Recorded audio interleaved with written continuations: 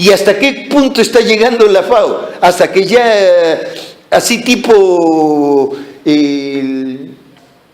forma de empezar a inducir el tema, ya está hablando de que debemos de estar pensando también en comer insectos, donde el factor de conversión es 1 a 1.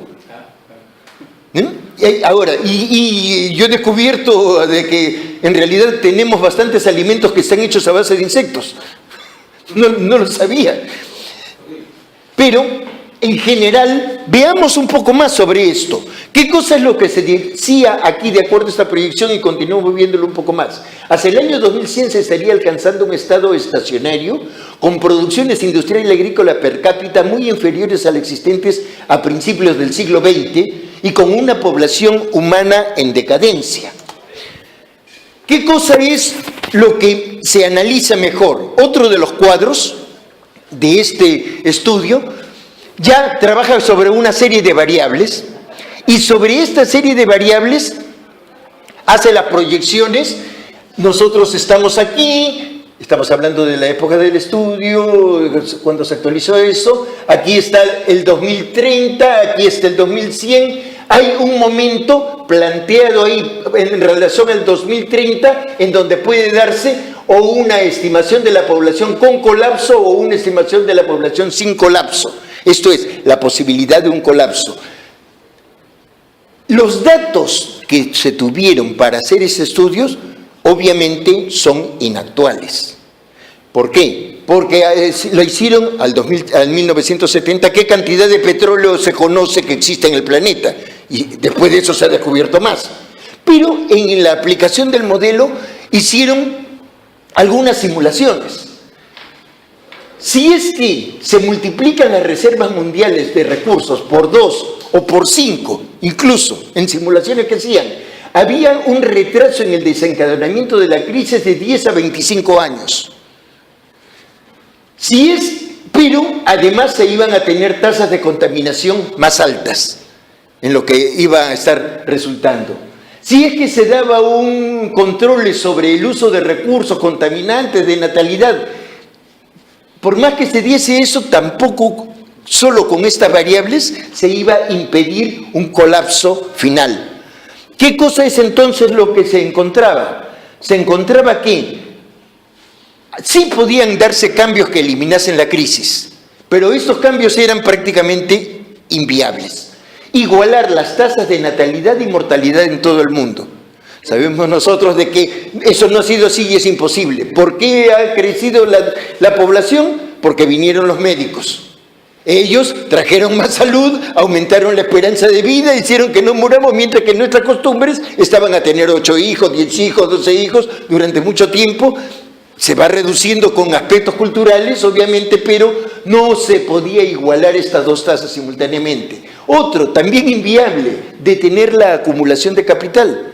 Estamos en un sistema capitalista, más aún después de la perestroika, en donde es absolutamente inviable que la lógica, leitmotiv, que es la acumulación de capital, vaya a tirarse en contra. Entonces, también es inviable. Eso implicaba que debía destinarse a inversiones a la renovación del capital existente. No generar nuevas cosas, sino dedicarse a la renovación de lo existente. Cuando sabemos en un sistema, el mismo que hemos mencionado, que tiene como lógica la obsolescencia. O sea, te produzco cosas para que las compres y dentro hay algunas partecitas que muy rápidamente se malogran, son obsoletas. ¿Para qué? Para que compres de nuevo y de esta manera yo siga vendiendo. Esa lógica hace que sea inviable también el orientarse hacia la renovación y modernizar todo para ahorrar recursos y reducir la contaminación. Sí, se puede forzar uno a eso, pero una sola opción no lleva a resolver el punto problema. Entonces, ante eso, ¿qué cosa es lo que se dio? Decíamos que en ese año 72, hubo una primera cumbre de Naciones Unidas en Estocolmo, en donde U Thant, secretario general de Naciones Unidas, entre otras cosas mencionó lo siguiente, con mucha preocupación: nos queda muy poco tiempo para corregir el planeta. Tenemos nosotros, y indicó ahí, 10 años. En realidad no fueron 10 años, sino fueron 14. Estamos hablando del 72.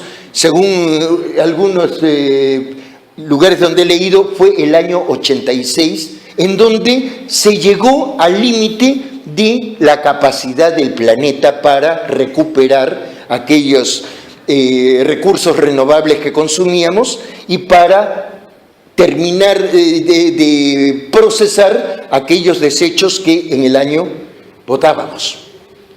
Esto es, después de eso, si es que nosotros teníamos que el planeta tenía una capacidad para sembrarse árboles, digamos, de 1 millón de hectáreas, el humano en ese año ya no había consumido, ya no había cortado 1 millón de hectáreas en deforestación, sino que ese 1 millón de hectáreas ya no era el 30 de diciembre, sino el 25 de diciembre, que ya había llegado al 1 millón de hectáreas en ese año siguiente.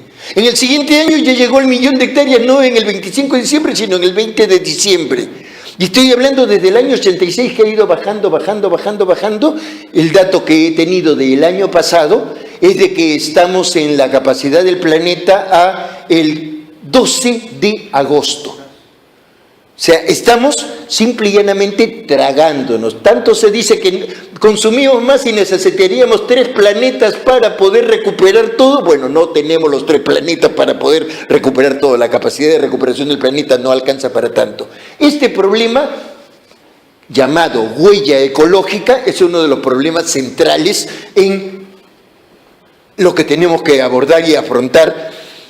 Diría yo, nosotros como docentes en un grupo de estudiantes que nosotros ya no como testigos por nuestras edades, pero ellos sí, como en sus edades van a estar enfrentando este tipo de realidades, entonces hay que desarrollar tipos de comportamientos, tipos de actitudes para que enfrenten de la mejor forma este tipo de situación.